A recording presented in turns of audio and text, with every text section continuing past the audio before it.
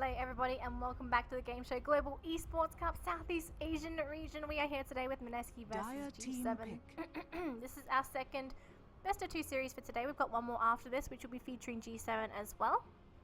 But we've just concluded the MVP Phoenix versus Pew Pew. So guys, if you did not get to tune into that, definitely watch those series. Pretty interesting, whereas for people that did bet Bugattis on them, congratulations if you won, congratulations if you didn't. I don't know how betting goes, but as long as you guys like to do that kind of stuff, that's fine. So so taking a look at the graphs here for both sides, sorry, the brackets. So this is Group Reserve time B. Now take a look at the points so far. Mineski's already played 4 games. They've got 2 2-0s and they have 2 0-2s.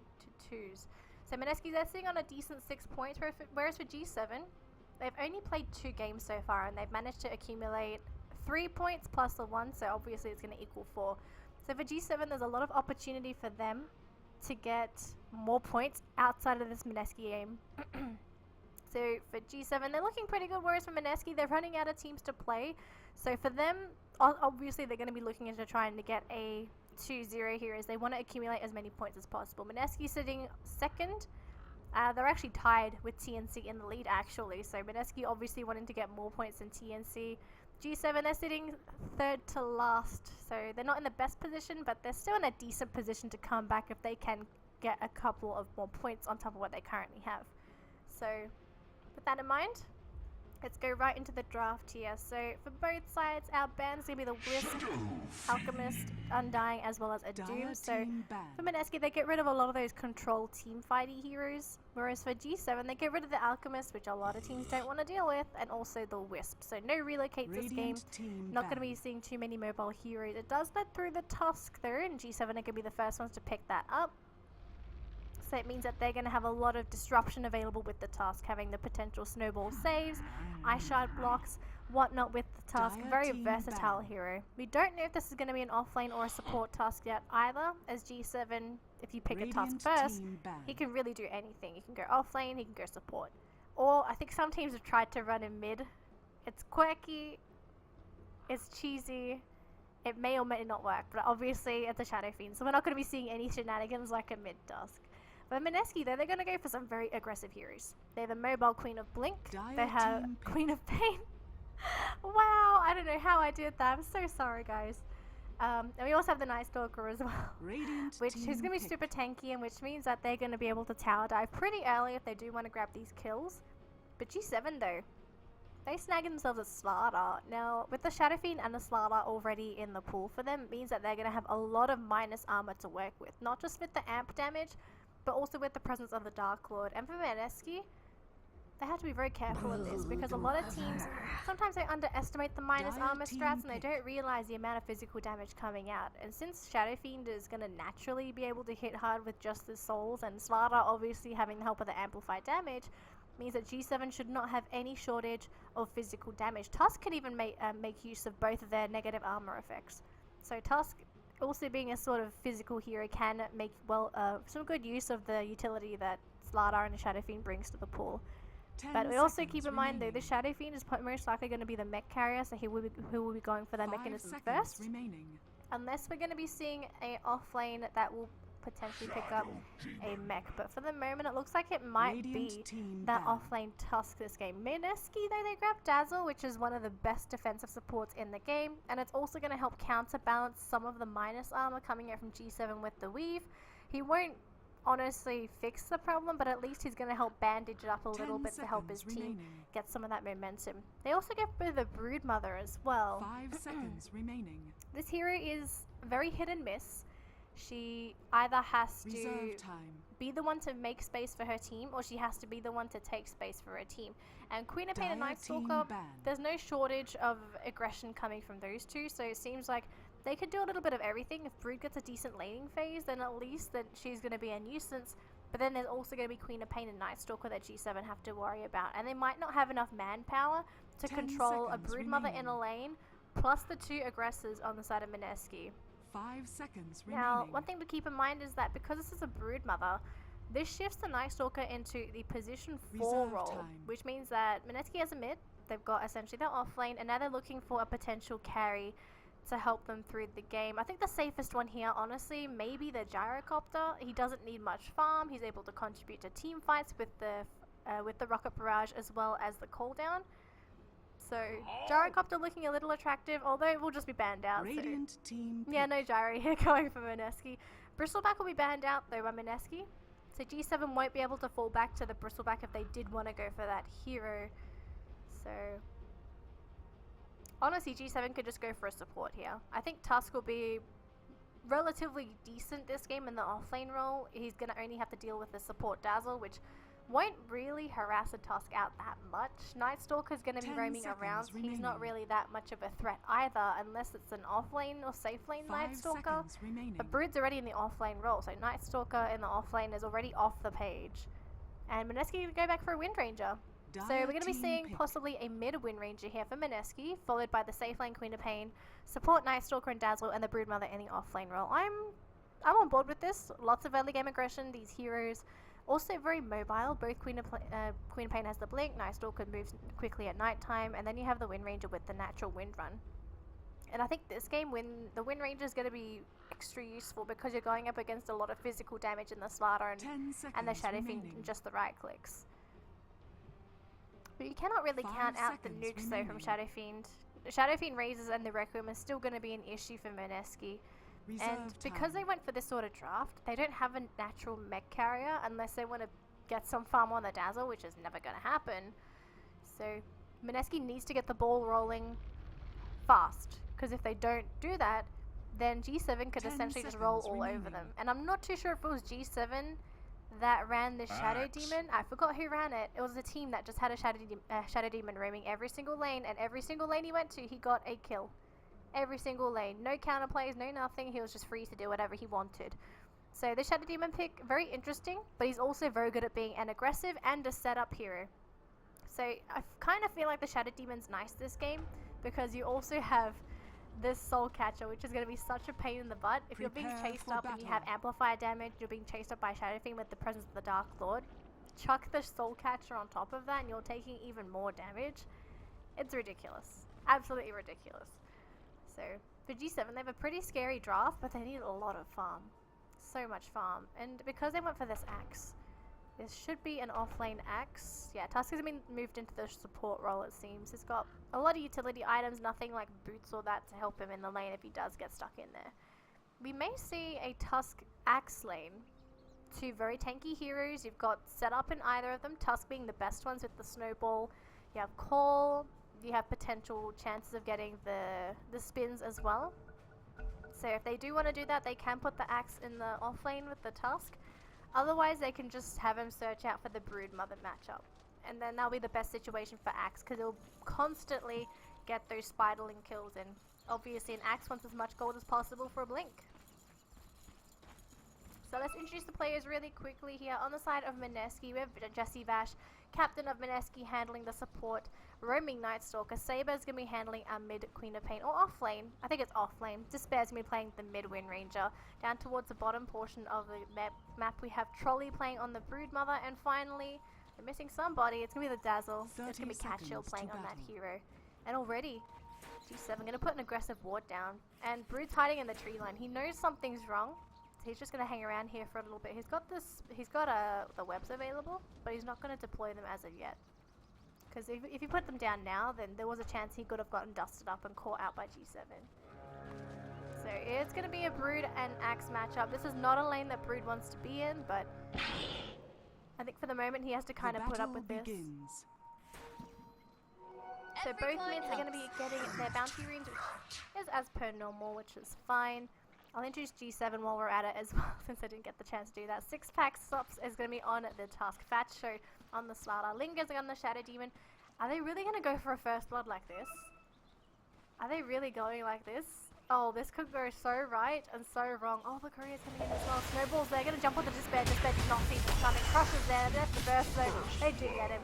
Easy first blood going for G7. Lots of emphasis on getting that first blood, but I think at this point they just wanted to get it to make sure that they were able to secure that mid lane for Shadow Fiend. So Wind Ranger, who's just died, has to spend 75 gold to TP back to lane. It's not expensive, but obviously with Shadow Fiend getting those first couple of, first bit of CS, it really helps him out. And Jesse Vash, no, he got spotted out by 6 packs. And we're going to have the Shadow Demon here as well. Even the Slardar's going to come in. They're going to go for the Snowball. And unfortunately, Jesse Vash is here with the illusion. So beautiful play coming out from G7, getting 2 kills pre-2 minutes. This is a very good situation for them to be in. The only thing to note there is Saber's getting free CS in the lane, but it will eventually slow down. So the Saber's going to have to contest with a Slardar Tusk as well as a Shadow Demon. So bottom lane will be a little bit more unfavorable, but I don't think it's something that the Queen of Pain's too worried about. Because Queen of Pain, luckily for her, her blink does not scale with range. It's a fixed range of 1.3k. So Saber's still going to have the sufficient range to get out of a snowball if necessary. It just depends if he actually sees these coming in time. If he doesn't see them coming, then it might be a little bit too slow to react, as normally a Queen of Pain's blink has a semi-long cast animation, and just they're putting a lot of harassment here onto Leo. Could potentially jump onto him, but he's taking tower pot shots. Not really the best situation. Has to pop the salve, and Leo with no mana, unable to really do anything about the salve. He's still trying to wait up for that bottle of his. So once he has the bottle, he should be fine. Chain the bottom lane there. He's got the Berserker's Call as well as the counter helixes, although it looks like Leo's going to be taken down. Catchel coming in, power shot misses, but the Dazzle gets it in the meantime. So it looks like the Shadow Fiend wasn't really expecting a rotation from the Dazzle in that direction. So that's going to be the end of the Shadow Fiend. So first blood or no first blood. This does equalize the lane, but it helps out Despair more as he gets more CS in this mid lane compared to the Shadow Fiend who's just died. There is an invis rune here though, if anyone scouts this out, and picking this up would be ideal for both parties, both G7 as well as Mineski. But I think for the moment they want to try and shut down Leo for as long as possible. There's no stacks from either, because the supports are so focused in that top lane. So for Leo, if he gets shut down now, it's going to be quite difficult for him to really come back. Top lane unfortunately didn't catch it. I presume it's just a snowball. Where's this task? Here we go. Yeah, he did just go for the snowball. Mid lane, they're going to try and jump onto Leo. No, Jesse Vash missed it. Invisibility rune there onto Linga. There is no sentry ward, so Linga going to go for the start.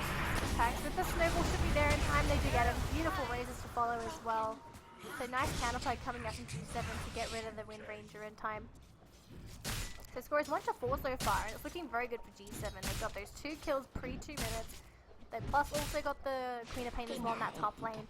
And they also got the kill on the Wind Ranger in the mid lane. So the aggressive plays coming out from the supporting duo on the side of G7, it's paying off to a certain degree. It's not gonna turn the game in their favor all of a sudden, but it is helping their lanes. And oh god, Shackle shot until the last hit will finish him off in the meantime.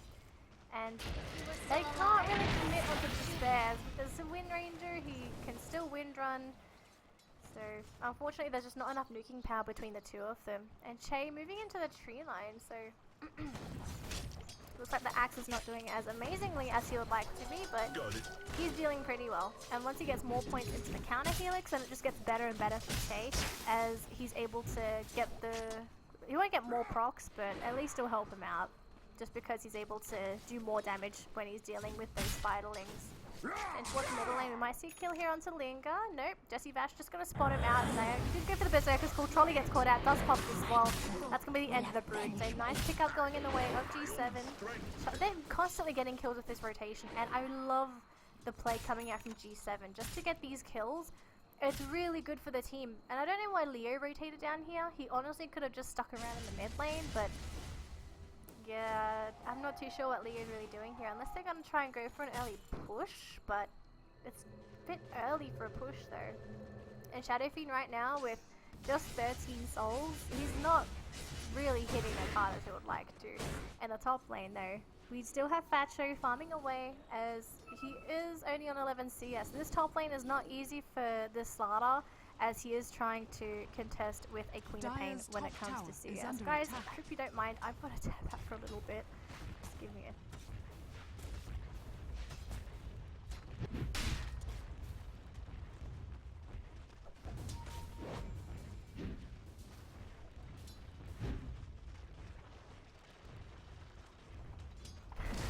Sorry about that, guys.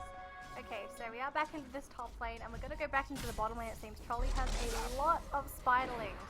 And when I mean a lot, I mean a crap load of spiderlings, but he has to be so careful with those as Axe can cleave those down. So Brood has to be pretty careful with those. I saw a game the other day, I think it was yesterday. I think it was Hot Six that played yesterday with the Brood mother, and unfortunately for Hot Six, the Brood did not work out because they kept throwing spiderlings at the opposing team. So hopefully Mineski's trolley is not going to make the same mistake and just ensures that they don't just feed the spiderlings away. It just gives a crap load of gold and Catcher with the injury. Oh my god, the heal bomb onto Che kills all of the spiderlings though. Is it going to be worth it? They should be able to finish him off. They do. But at the cost of all the spiderlings, was it really worth it though? He got almost all of those spiderlings. That looked like somewhere along the lines of maybe 10 to 12. I guess it was worth it for the Axe to. Dire's middle tower is under you have attack. You have to be so careful with the spiderlings. Because one Berserker's Call and potentially 2 spins is the end of those. So 6 minutes into the game, we have Axe leading the CS charts, but obviously it's because he's been killing spiderlings. So it's going to be a little bit more inflated than it normally would be. But for second and third, Brood is doing relatively well herself, and she is going to start being able to throw these spiders in the jungle to farm while she's in that lane. So it's looking pretty good. Saber in the meantime coming very aggressively under the tower. Will get crushed, but no follow-up unfortunately. Facho not really able to do anything himself. In the meantime though, they do manage to catch out Jesse Vash. And again, he's going to be stuck in the illusions. No, he will get out there, but the snowball's going to be enough. They do kill Linga. Vash though, he will get finished with the crush, and Leo coming in from the other side. Saber, 10 seconds, and also no mana for a blink, so if he gets caught out here, this could be huge. Facho still chasing. He's got no crush. Crush connects, and Leo with the razors, it's enough.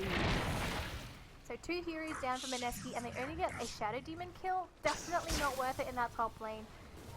Queen of Pain, obviously they're trying to create space, but if you only have level 1 in the blink, you have to be so careful with your positioning, because if you're too aggressive, you could be in trouble. And Leo unable to get shackled by despair. So yeah, I think the Shadow Fiend is looking like he's in a pretty good position so far. And Catchill still roaming around. No TP scroll in him though. Very surprising. I thought you would have at least held a 1 TP scroll on the Dazzle, so he's gonna possibly be there for TP reactions. He picks up a bouncy ring though, so maybe he's gonna go for some really early arcane boots for mana sustain. He could be saving up for a really very early medallion if he really wants to. These guys are so aggressive; they're just always looking for kills.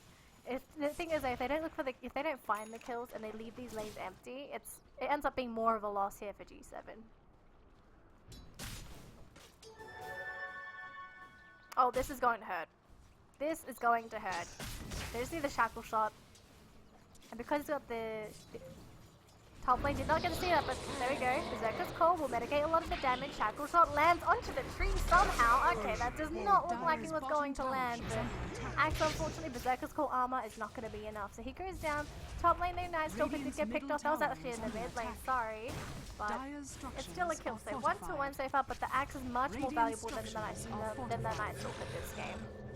And Jesse Vash wants to chase down Leo. He is going to be able to get out. Night Stalker's going to be, Shadow Demon is going to be here with the disruption. No one's going to cast anything though. And 6-Pack's going to be in this bottom lane just to try and slow the push down. He can't really go into the lane because if he just gets caught out in those spiderlings, he's just going to get bursted down. Top lane Facho doing okay. Not amazingly well. Like if we take a look at current gold here for both teams, Brood has the most, and Brood's looking to go straight into an Orchid, surprisingly enough, so it seems like she may potentially be looking into staying in that lane and just having the Orchid so that if someone comes to duel with her, you just pop the silence and you could potentially just jump on them with all of your spiderlings. Saber in the meantime has amp damage up, so he has to be super careful with his positioning. Snowball's going to be there. Only one here is Snowball. I think we're going to try and go for Catchill instead. No, not going to bother. There is Jesse Vash in the backside. Going to try and go for a jump onto Facho, but this could be a misplay for Jesse Vash. And he gets caught again. There's shards, there's Snowball, there's not. There's a Walrus Punch. So Crush should be coming out soon. They do get it. And 6-Packs goes down. Slardar goes down. And Linga's going to be the next one to go down. Saber's Blink is on cooldown for 6 seconds. Unless he can get a rage for the right clicks, he will earn right click from Dazzle. Blink should be there.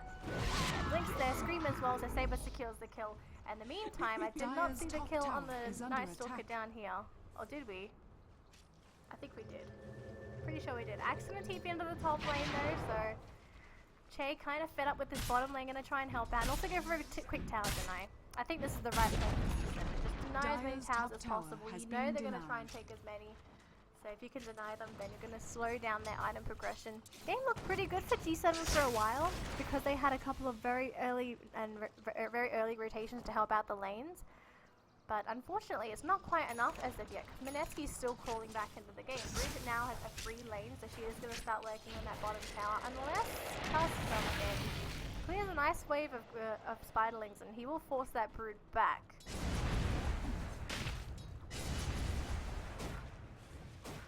So if we take a look at the graph so far, about 11 minutes into the game, we're coming to, it's supposed to be a 1.5k EXP lead here for Mineski, but obviously with some of those ganks, it's going to tip left, right and center. So I think for G7, they're hanging in there. They're not doing amazing, but as long as they can keep the game stable, it should be looking relatively good.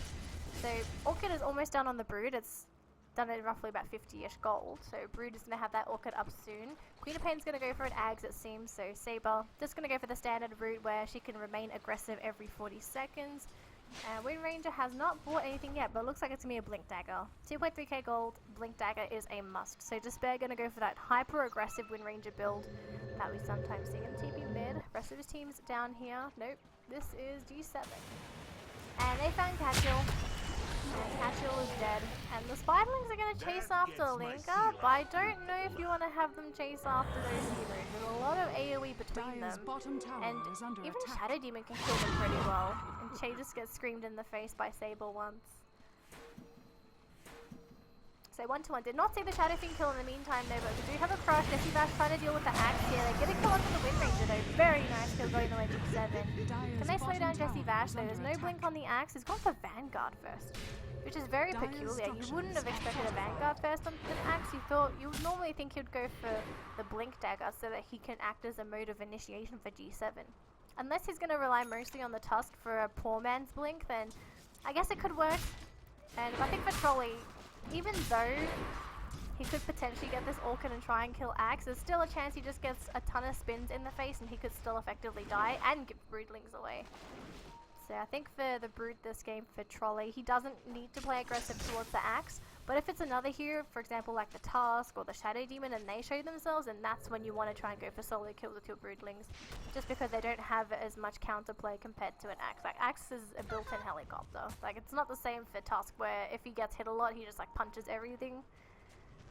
If it did, then that would probably be pretty funny, just seeing a fountain of spiderlings all over the place. But Che gonna come in, Dedeca's call I believe, no? He was going to. Just went for a bit of a feint. Just a bit of a feint. There is going to be another smoke they purchased up on both sides actually. So one on the Shadow Demon and one deployed here onto Mineski. Now they want to try and go for a wraparound. And Jesse Vash is going to be the first one to show his face as well. Depends if they run into anyone. It looks like they want to try and go for a jump onto Axe. He's the only one here, but the rest of his team is on the other side of the map. So this could be a good rotation. So Shackle Shot, Silence, and that's going to be it for Che. So big rotation for Mineski. They get a nice kill, and they slow down the Axe's farm. And all of a sudden, this is going to do a little damage to the bottom T2 tower, actually. Just because there's no one down here. Everyone on the side of G7's in their own jungle. Do they really want to jump on the Queen of Pain? Is there a blink on the starter? No blink yet, only 1k gold. So they could, yeah, I'm not even gonna bother. And the bottom tower goes down. So for G7, they seem a little bit lost now. They can keep farming on the Shadow Fiend. I'm not even gonna go for the mech on the Shadow Fiend. Is there any mech at all? So Tusk is picking up the mech, and Leo's going straight for a Yule Scepter. I'm okay with this. It's gonna help him set up for those solo Requiem kills if he really wants to. Is also going to get rid of the silence as well, so a lot of utility in the Yule Scepter. We just don't see it that much anymore though. Still useful, and Leo has to be so careful. Jesse Vash thinking about trying to go for a jump, and it's going to go super far forward. It will scare the Shadow Fiend. Just going to get hit by the Shadow Strike, nothing else, no scream. His team is behind him, then there's an aggressive meld, and all of a sudden the Brood comes in with all the spiderlings, and look at the damage coming through. The snowball that connects onto all the spiders. Shadow Fiend does die in the meantime, gets a whole ton of gold, and all of a sudden he's crushed on the Saber. Can they pick off the Queen of Pain though? And just gets dunked. Nice easy kill. He's still Fat Shadow chasing up to Catchill. There's a shackle on the Che, but it really doesn't matter if it's just Che. 2 for 1 trade. Queen of Pain plus a Dazzle for a Shadow Fiend. Essentially a win for G7 as they are a little bit behind in terms of stats. So nice kill they're going in the way of G7. They desperately needed those. And with those kills as well, it's going to slowly speed up the farm of these heroes. Like Thatcher's close to a Blink Dagger. Mechanism is done on the Tusk. Axe is getting close to a Blink Dagger. So these blinks, this spec, it's going to help out G7 when these team fights happen. And for Mineski, obviously they want to try and delay this for as long as possible. But it's very difficult when your skills are still going to be capped because of cooldowns. Like Queen of Pain would love to be more aggressive, but only 2 components for the Aghanim so far. Getting close to the 3rd, but not close enough. So Leo finished his yours. So Leo will be able to initiate for his team if he really needs to. And he's going to be one of the first heroes to go forward. They're going to try and look for the Brood. Now, if Trolley's not careful, he could get caught out, and they're going to go in from the south side. Now, it depends if Trolley shows himself. He will show himself. He will run into the tree line, and the rest of G7 are going to go down bottom instead. And Che will show himself. He sees the Spiderlings. No blink. Moments like that where you usually had to blink as an axe. Snowball, they're going to jump onto Catkill. Easy target, lots of damage. He can grave, but not in time. So nice pick up there. Shadow Fiend even gets the kill as well, so it's going to help speed up Leo's farm. Vash though in the mid lane.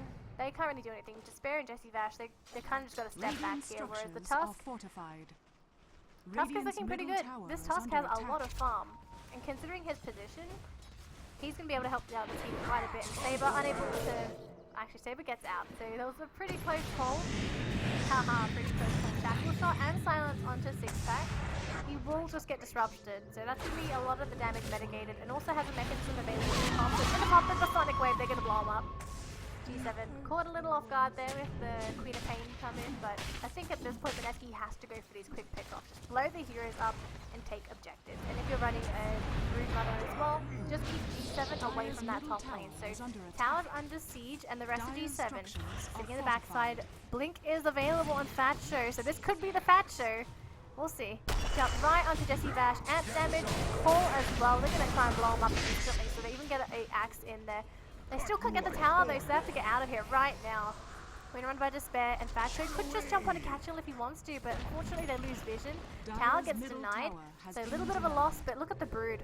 Brood is starting to slowly work on the towers, and look at these Spiderlings as well. Oh, he wants the gold. He gets a little bit of it, but not quite enough. There's a blink on this axe now, so if that axe wants the Broodlings, as soon as he spots them, he is just going to jump on them. Batchy being chased up by Saber, but Saber was not expecting the Shadow Demon on the high ground. So Crush is there, Saber taking a lot of damage, and the Purge as well. Will that finish her off? It looks like it will. So Saber, too much damage for the Queen of Pain. Snowball from Cobalt TP, and they blink in onto Catchill. Jesse Bash is here, they're just going to go for a silence onto Leo. Shackle shot only connects onto nothing. So Leo gets out, just heals himself up really quickly in Despair. And unfortunately Dazzle just ticks out. Whereas the Crush, oh they're going to jump onto Jesse Bash as well. 3 here, 4 here. They get the kill on them finally. And they get this prize though. Shackle does not connect with Despair, going to live a life of despair as he gets picked off too. 4 heroes dead on the side of Mineski and G7. They get out with absolutely no losses. So tower, 4 heroes, no tower lost in the top lane. This is an ideal situation for if you're in G7 shoes, because this Brood Mother is not doing as much as you would like a Brood Mother to do. It's gone for the Orchid, which is, it's nice. It helps out your team when you're trying to go for these team fights, but it doesn't help the push of the Brood. So Trolley's push is slowed down a little bit. He's picked up an Ogre Club though. Is this going to be a BKB? Because if you go for a BKB, again, it's not going to help the Brood's push. It will help with survivability. Maybe it helps with Trolley being able to fight if they do try and come and kill him. But it's still really not the best build. So we'll see. It could also be something else. We'll just have to see what the Brood wants to go for. Trolley's just going to kind of go all over the place and start hitting on those Ancients. And look how much damage these guys are doing to the Ancients. How many Broodlings are there? You can't even click on them to see where they are, but Batcho, oh no, he sees Catchill, sees Despair as well. He's by himself, so this could be an opportunity. Nope, it is not. Queen of Pain just blinks out, so everyone on Mineski's petrified. Absolutely petrified, and all of a sudden it turns into a roach attempt. Now G7, they have to know this. Why would there be so many heroes around the roach pit? But they're in the mid lane. They're not going to bother going in, unless they're going to try and go for a smoke now. It might be too late. They're smoking up. They're going to go. And a lot of heroes in the Roche are clustered up. The Roche will go down. Oh my god, look at the heal bomb. Everyone on the side of Mineski are going to get out, except for Saber as down. Aegis for Saber. Brood is still in the Roche pit. Do they have any sort of detection? There is no detection, so they're not going to be able to find the Brood, but they will try and chase down the rest of the team. So Che, not able to find anyone. The Crush does not land, so Cat Shield, no bashes, no bashes. That's unfortunate for G7. If they had a bash, that would have been a bonus kill onto the Dazzle. But he only TP'd a little ways away, so he's within range. They're going to go for the tower here. And Brood gone for some old little shenanigans, but this is not going to stop this push coming up with G7. Like, they can tank it. Why? Okay, that's what they're fine. So there's the glyph. Slarla gets a kill on that Dazzle's head. And all of a sudden this game feels like it's slowly creeping out of Mineski's favor. Mineski went for a very aggressive draft with TP, as well as the win range, and they were supposed to do that early game aggression with a nice stalker at the front line. It's not enough anymore. You have a lot of tank heroes on G7 that can absorb a lot of the damage now.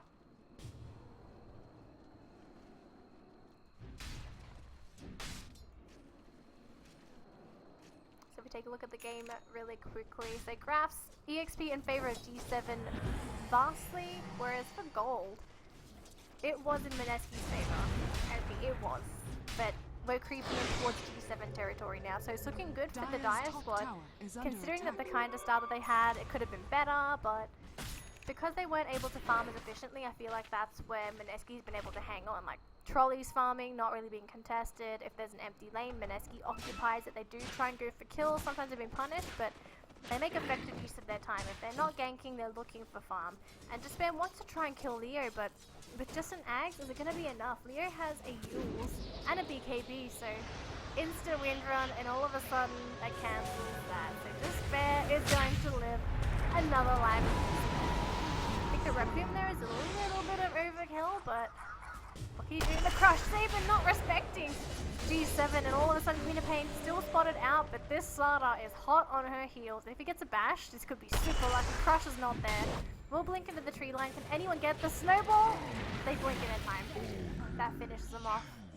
So Mineski, they're getting a little overconfident against this draft. Trolley is going to attempt to hit an Axe. There is Catchill here, going to go in with the Weave as well, but there's a TP, nothing to cancel this out. The Axe gets out home free, no tower damage done, and it does put the Brood's ult on a cooldown, but in the meantime, top lane's being taken. Mineski can't really do anything with their main cores down.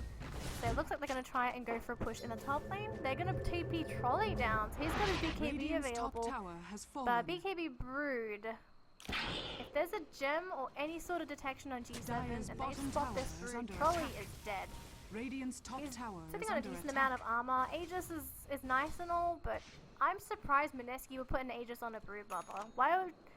You can put it on the Brood, but there's more than enough damage on the side of G7 to kill off a Brood. Brood's never with the team. Whereas if you put it on the Wind Ranger or the Queen of Pain, for instance, maybe then they're going to be able to get out a second time. And also because they're being more active, they need that safety net. So not having the Aegis on any of those heroes, I kind of feel like it hurts them. Because Trolley isn't really doing too much this game. He's being a nuisance, and call wasn't there by Che. It's cancelled too late. Snowball's going to chase down after Despair, and they're going to catch him with Ice Shards. Punch as well, Crush, and there's also going to be the save though, but is it going to be enough? Despair's going to go down. Catcher will go down too. Shackle Shot does land, but yeah, not quite going to save her life. Saber's going to have to go for a quick retreat here as he doesn't get caught out as of yet. Depends if G7 catches them out though. Fat Show. This could be the Fat Show. Blinks out in time though, so he's going to keep on chasing. Just to go for amp damage, not even close enough. Gets fogged. So now we have all of G7 in the mid lane. Brood's still sitting in that top lane, but Axe is here. If you show those Broodlings, they are going to die. And because Dazzle's not here, there's no heal bomb either. Oh, actually Dazzle, nope, Jessie Vash. Jessie Vash is here, so Che could think about going into this. They're going to go for a quick TP, and the Broodlings, there's a nice chunk of Broodlings gone. It's not all of them, but it's a lot of gold going in the way of that Axe. So mid lane was not a successful push, so instead they're going to go for a quick defense and find something else. This is a very nice rune for Fatcho. This is the Fatcho rune. Double damage rune. So this is my game rune. This is actually quite scary as well on a starter because he's always going to get those hits in. So on any amp target with the double damage deployed and there's a potential for the bashes, it could get really painful. But for Mineski, they're hanging on. But unfortunately for them, they just don't really have too much of a late scaling team to really combat G7. Because the difference between the two drafts is that Queen of Pain and Wind Ranger, they synergize to a certain degree where, yeah, they come online pretty early, they're strong solo laners, they don't typically get pushed out, but compare that to G7, there's synergy between the Shadow Fiend and the Starter. They both have negative armor, they both do a crap load of damage, and they also scale well off into the late game with each other. Because obviously if you have negative armor built in, then you're going to be scaling into the game sooner compared to drafts when you wouldn't have that negative armor to work with, because you're essentially doing more damage than you typically would. Now Trolley may have been spotted. No detection. No detection. Oh, the call! He actually gets Trolley, so Chase sees this, and they're going to try and jump onto him. There's the purchase bulb. Where's the detection? BKB popped onto Trolley. Going to try and go for a kite. This forced out a BKB on the Brood. Like, he gets out, but what does this BKB achieve? So unfortunately, Mineski's essentially getting outplayed, whereas for G7, they're making the right calls. Haha, calls. They're always doing the right thing, like, they always show respect to the Brood, so they're still respecting Trolley with this Brood pick, because you know what Broods are supposed to do. You're supposed to split push, and if your team's able to hold the ground for you, then at least you're gonna get an objective on top of the team fight. But if you can get neither, then the purpose of the Brood is, it's not really there. You honestly could pick a different hero and it would serve the same purpose, but possibly even better. Like, you could pick up a Nature's Prophet, for instance. He won't be as elusive, but he still provides that push that can happen if your team ends up fighting. And the major difference is that a Nature's Prophet is able to TP into the fights, whereas for a Brood, she's stuck in the lane unless she's picked up something like Boots of Travels. And also another difference is that Brood gives away a lot more gold than Nature's Prophet does. Like, Nature Prophet trees, they don't give you that much, obviously, as long as you don't feed them to the ends of the earth. But the Broodling spiders are so much more squishy and they cost so much gold. If you get all of these, you'd probably get at least 200 gold, maybe even 300 gold out of all these spiderlings. It's almost ridiculous. So G7 is still going to hang around for a little bit longer. We'll take a look at our items really quickly here. So Ags is done on Saber for a very long time. Mithril Hammer looks like it's going to be a BKB. Got a Hyperstone on our Brood Mother here. Now looks like we might see a jump in the mid lane. Oh, Cat Jill. Cat Jill, Cat Jill, Cat Jill. There is going to be the BKB on the Saber.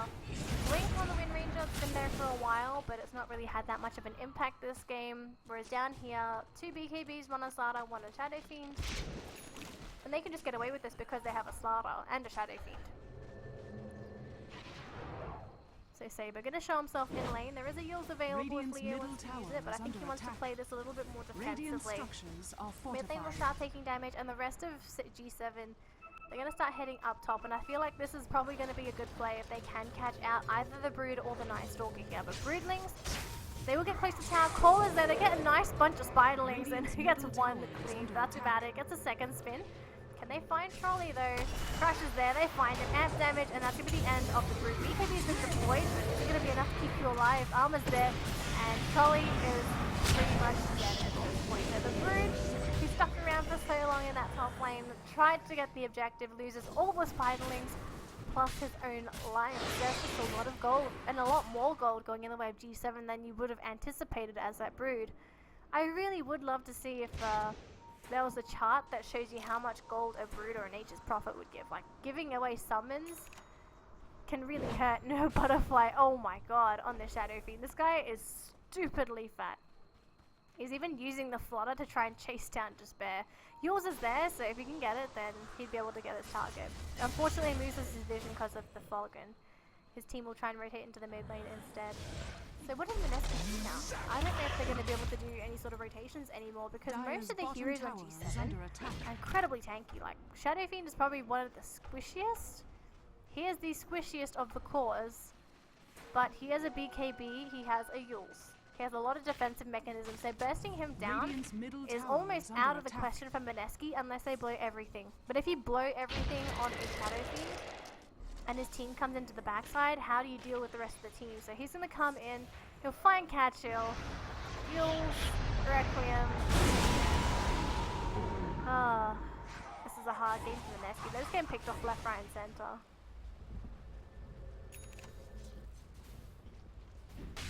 Vacho. He wants Trolley, but Trolley's sitting in the tree line hoping that they can't find him. There's no gem, thankfully. So Trolley will survive for another day. He will be able to backstab and grab some more spiders. But unfortunately, the Trolley's just not able to really do much. In the meantime, they're going to TP mid. And they want to try and jump onto Disperse. There's going to be a snowball. Won't catch them up, but the crash is there. They'll get Jesse back. They'll get Shackle Shot there onto Vacho, but he's pretty tanky. Nice Dog is going to go for a turn, but there's the heal from Six Packs. And they should be able to get Jesse Vash here. Blink forward, hits him once. And they're still chasing him. They're not getting lucky with Bashes, but the crush is there and the hit. Easy pick up onto the Night Stalker. And they also check motion in the meantime as that happened. Although we do have someone trying to run away, yours is there, so Shackle does not land. But Saber wants to throw the whole kit. He's been deployed. They're going to try and man fight Leo. Leo will go down. And it's going to go to the win range. So Trolley came into the fight. He contributed. Good job. And then he's almost stuck in the shop. That's fine. But they lose a Shadow Fiend. And then you look at what's happening in the roast. G7's taking nukes. So it's a small win for Mineski, but to what cost? Like, they don't have the Night Stalker's items. He's getting close to the ag. He actually has the ag. Never mind. Never mind. He has the ag now. So maybe this ag is what turns it on Mineski. The vision advantage may help him make the fight. And it also means the element of surprise is not there for G7 anymore. So maybe they're going to be able to maneuver around a little bit better with the Aghanim's. He will try and go into the jungle to make sure that no one on G7 is there, but it just ticks over to daytime. So just going to have to go for a bit of a wander there, Jesse, until it does tick over to nighttime. It just hit 6 AM as well, so this is natural daytime. Trolley's still sitting in this top lane. This top lane has been alive for so long. 32 minutes into the game, and you would have expected this to take either a little bit more damage, or you would have expected it to be gone by now. So, this Brood, the pick's not really paying off. The hero is almost redundant, and they're going to get a whole bunch of spiderlings as well. This is painful to watch.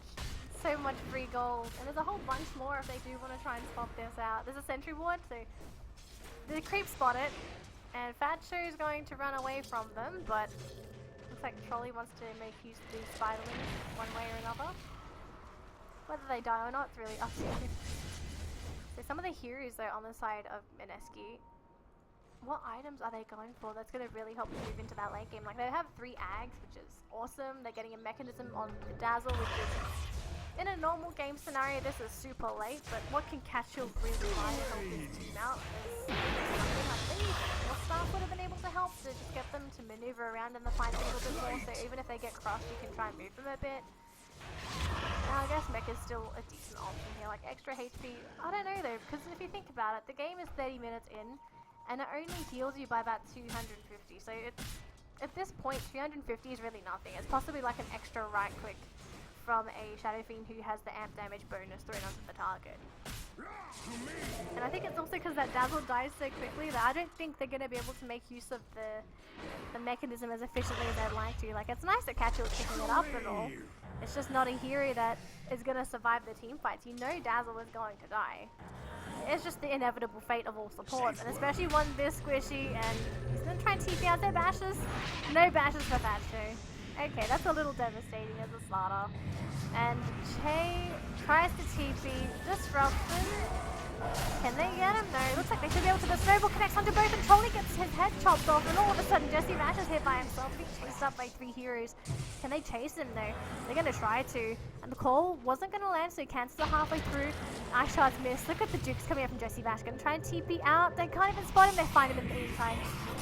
This is the end of Batman. The Joker wins. I guess Shadow Demon kind of looks like the Joker does. No. Well, it'll just be like the Dota 2 Joker counterpart. Unless you want to have like techies as the Joker. There's no techies this game, so we gotta kind of replace the Joker somehow. I don't know, I feel like Shadow Demon could fit the role pretty well.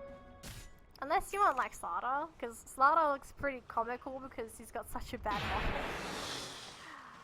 I can't wait for them to change the Slaughter model. He's not attractive.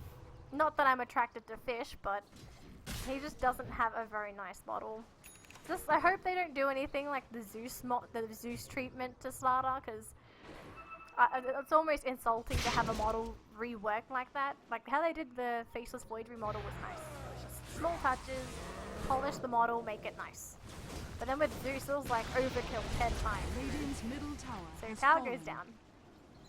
And all of a sudden, Mineski, they're going to have high ground and pushed up here. Thatch going to be going into the base quite aggressively, so he's going to be careful in terms of getting caught out. Rest of his team's hanging behind him, and they have the Aegis, so Slardar can play a little bit more aggressively, but he has to be careful about a timer. If he does time out during... Oh, they're going to try and jump with the Jesse Bash? Nope. Just a crush. Shackle shot does connect on the Thatch though. Do they commit though? Saber onto the low ground. Unfortunately, the call does miss by Che. Instead, they're going to jump on completely onto Saber. Gets the multi-man Sonic Wave. But doesn't really matter though. Yules onto the Shadow Fiend to keep him alive for a little bit longer. Thatcher going to try and man fight Trolley. He's got the Aegis, so he really doesn't care at this point. The Requiem has been popped. There's the armor reduction.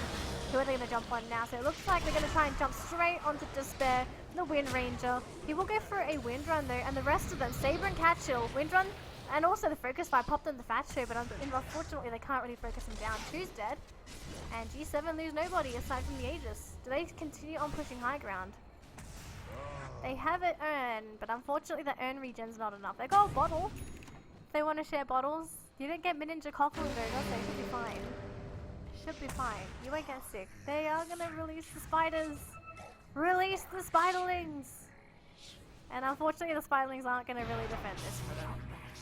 So it looks like we're gonna see a really old play here that we don't typically see anymore. The Shadow Demon Illusions just hitting the high ground, and Che catches Despair. They finish him up in time. They just need to disable the Graves. They have the chop. The chop's there. They finish up the Wind Ranger. Chops his head off. That's 2 dead. Trolley going to come back in 25 seconds though, and Queen of Pain just going to try and slow this down as much as possible. Sonic Wave is up in 20 seconds, but I don't know if 20 seconds is enough. They're possibly going to lose the T3 at least. T3's gone. T7, do they commit? Mineski, what do they do? Saber chems in with the BKB, but is there enough buyback on the Wind Ranger? Going to come for a TP Shackle only onto Che. So it's not really a big deal if Che dies though. He pops his own BKB. His Blinker's on cooldown. He manages to get it, and they finish up Saber. Saber is a BKB as well. Crash does not connect onto Despair, who got the blink off in time. And now Trolley's going to start chasing, but Trolley, BKB or not, do you really want to go into this? He just melts. Came into the fight and melts. And Leo, who's pretty low, Jesse Bash wants to turn. He finish him off though, and Jesse Bash instead loses his life first, and Leo gets out with a tiny sliver of HP with the Glimmer Cape. And the racks are still exposed here for Mineski, and Chase will be the first one to show his face. He wants to get these racks. The rest of his team does as well, but they have to be careful about getting caught with chapel shots. Thatcher, sitting in the backside. Radiant's He's got the amp damage ready. Despair's just trying to slow this as much as possible, but if he goes too close, he's going to get caught out. So beautiful reaction coming up from the Wind Ranger, not being caught out by the axe. Rax is taken, and they back up. Buybacks have been used too. Oh, that was not very cost efficient use of buyback. They'll clear the creep wave with Saber's buyback, but they got no more heroes out of it. So that's effectively the Queen of Pain's buyback will put up for 6 minutes, and the Wind Rangers as well. You look at G7, they all have buybacks. Except for Shadow Demon, who's brought something out now. Is Ags. Oh my goodness, we got Shadow Demon Ags on the map, ladies and gentlemen. Well, this game could go horribly right or horribly wrong for the Shadow Demon, and it ended up going horribly right here. So Mineski, just looking at the Shadow Demon pick, thinking, what the hell are we dealing with?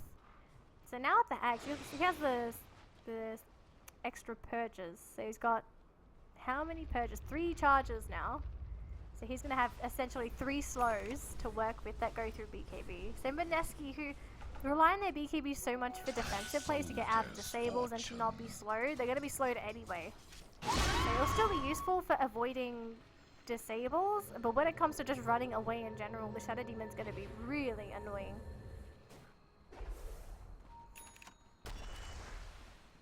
So with that whole lump sum of gold gone for Mineski, I'm not too sure if they're going to hang on anymore. It's going to be a Hex pickup here for Saber. And Saber really needs this Hex. He needs to disable, but I think the other issue though is you can get disable. Where's the damage going to come from? It's not like they're running a super hard late game carry that can really do damage. Like Wind Ranger's a mid that scales decently well, but by herself with no one to really support her, in particular Slardar, then she doesn't scale as late into the game and as well. So we're going to have Trolley trying to do some work up here with all of his spiderlings, and look at the amount of spiders he's got up here. They're going to do a lot of damage to the towers. And no one's TPing back though, because everyone on the side of Dire's G7 top was tower pushing down has this fallen. this bottom at T2. TP's come in, so all of a sudden Trolley's gonna retreat with the babies. Run with your children, run! Only gonna be Leo though to show his face. They don't really know where everyone else is. TP out for the Night Stalker who was in the enemy jungle. And Che. If they just buy a gem, they can spot out Trolley quite easily. And Trolley's gonna TP back home. Spiderlings are just gonna kind of sit in lane for now. They could get spotted if they put detection down. Or if they have anything like a gem. They're probably expecting, oh they have a gem now. If the Tusk sees this, he is so going to want these. So he sees the broods. He sees the little broodlings. He's expecting a brood though in the tree, but there's no one in there. So Che takes the rest of the spiderlings. Nice amount of gold. And the rest of Mineski. They're smoked up in their own jungle, trying to find somebody, but G7 are in their own jungle. Roche is open though, so denying Roche is definitely a nice asset. It's not going to fix everything, but Trolley will reveal himself with getting rid of that sentry ward. Or observer ward. So all of a sudden, they're going to try and do this as quickly as possible, but it's going to be worth it though. They spot out Jesse Dash Crush as well. They're going to finish up this Roche as soon as possible, but they're going to lose one already. Brave is there, but there's a chop. Gem is on the gem. No one's going to pick it up as of yet, but beautiful shackle. I don't know how the hell that lasts, but it did. Six-pack, still alive, unable to really do any damage. Despair trying to fight up against an axe, but with the amount of physical defense coming out from Che, he really doesn't care. So Despair, gonna get the grave, he will get chopped eventually. Sonic Wave, they're coming in from the south for Saber. Not really gonna be doing too much though. Factor gonna try and fight up against Catchill. Really enjoying Dazzle. Not getting any luck with the bash. He's being slowed up by the Queen of Pain, and Saber's gonna slowly kite him through, but the rest of his team coming in. Crush isn't there. 3 heroes dead. And Saber runs away, but they still have vision. They could potentially try and go for a snowball, and they won't connect. Not quick enough, unfortunately. So Tusk, so close, but so far. And in the meantime, this bottom T3 is down, but they have enough heroes to deal with it. So even though Windranger comes in, oh, the shackle might kill off Che. Despair, this could be the play. Forces on the high ground, Despair has to retreat, and all of a sudden the Tusk comes in with the snowball, coming in, closing in, catches up, goes for the shot just to block off the exit point. Despair retreats, whereas the rest of G7, they're sitting patiently on the low ground while Leo does all the work. There's no creeps anymore though, so backdoor rotation is going to start working in their favor. They should clear the creep wave up at least, just so that it speeds this push up a little bit. So Leo will do this. This game though is going incredibly long, 43 minutes into the game. And G7, they're leading by quite a margin too. Like EXP is 30k lead here for G7. Whereas if you make a quick comparison as well for gold, not as much, but they're closing in towards a 25k lead. But this is looking pretty good here for G7. Whereas Mineski, they're just getting further and further behind. Their team doesn't scale. They're trying to defend as well as they can, but if you're relying solely on a Windranger and a Queen of Pain to do the damage for you, it's really not going to be looking too good. Because Despair's doing some decent right-click damage, but he's not huge. He's behind the Queen of Pain. Like, the Broodmother has more farm than Despair. So, yeah, Trolley's doing a lot better, but unfortunately he's not really a hero to really scale into a super late game scenario like the Windranger. They do spot Che though, and there are 3 heroes here. So Che, Shackle's there. Where's the damage follow-up though?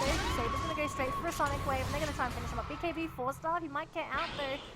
Blink in 2 seconds, 1 second, can they get it? No, cancels out by the right clicks, and they do manage to finish him off. So Che is dead. Wicked 6 streak as well, going in favor of Mineski, but is it enough though? Look at the rest of G7 in the bottom lane. They will retreat though. So even with the kill on the axe and all of them in that bottom lane, they're not comfortable enough to go for that push. God, all the teams are playing so safe today. So safe. Last game it was a 50-minute game between Phoenix as well as Pew Pew. Now Mineski versus G7, closing in towards that 50-minute mark. Teams are playing so cautiously today. They really want these points. Really goes to show how much they want to win this game, especially G7.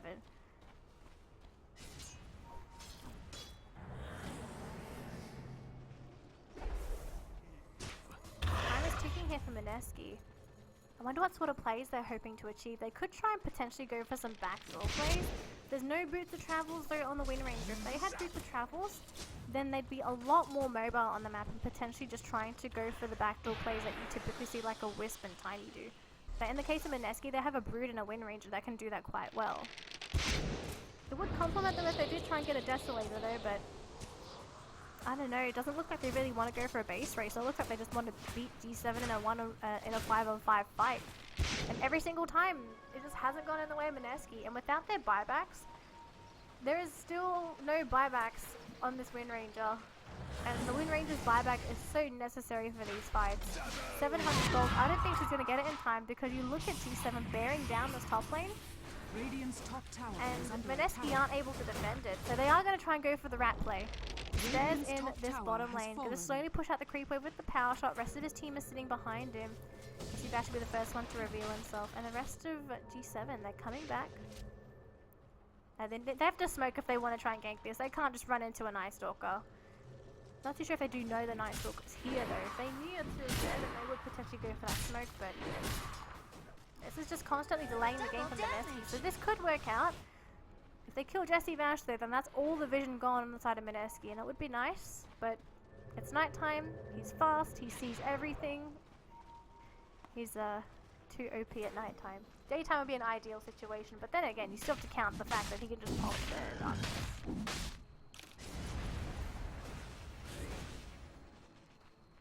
The Despair double damage and blinking in towards the base. So scared of being caught out, and rightly so. There are a lot of G7 heroes coming in towards the middle lane, and they're going to go straight in towards that bottom lane. And because there's a creep wave down the middle lane, this is not going to have any backdoor protection. So tower's taken, Rax is taking damage. Now what does Mineski do? They have one hero backdooring the creep wave here. It's Jesse Vash, whereas up in the top lane they have the Brood, but Brood is back at base. So G7, doesn't matter if they backdoor that bottom lane, it's still that mid lane that's the issue. And Leo taking a lot of damage with the Sonic Wave as well. Yule's up to preserve his life for a little bit longer. Trolley though, the Snowball keeps him alive for a little bit longer, and Trolley's BKB will run out very shortly, so this Brood is going to be taken down very soon. Saber's chased as well, having to blink out of there. Brood has to buy back. Raxes are gone though, so G7, they've taken the objective. They can leave. They do not have to hang around.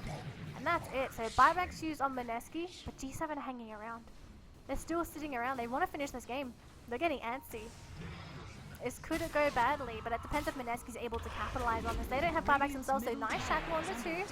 And Catchill, quite ballsy, gets crushed though. And it might get a kill by Thatcher. No, Thatcher's been pushed out, slowed up as well, but doesn't think just barely been able to really pull them off. Saber and Trolley going to try and man fight against Chamber. Unfortunately, they're both melt. 4 heroes dead. Buyback on the Queen of Pain and Despair. Despair still has no buyback, so if he dies, this could be huge. Still running around those 6-packs, taking a lot of damage from Despair, will go down. Wind Raider should pick him off with the Snowball. Onto Despair, punch as well. Can they finish him off? Though Tusk goes down and Despair's dead. There is a buyback though just after that kill, so Wind Ranger's coming back into the fray.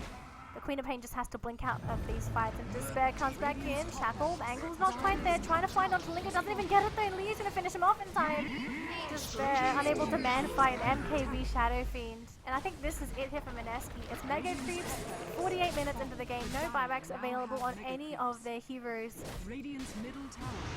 And now Queen of Pain is going to get punished. KB deployed, trying to hit them up, and Shadow Fiend still survives because of the Yules.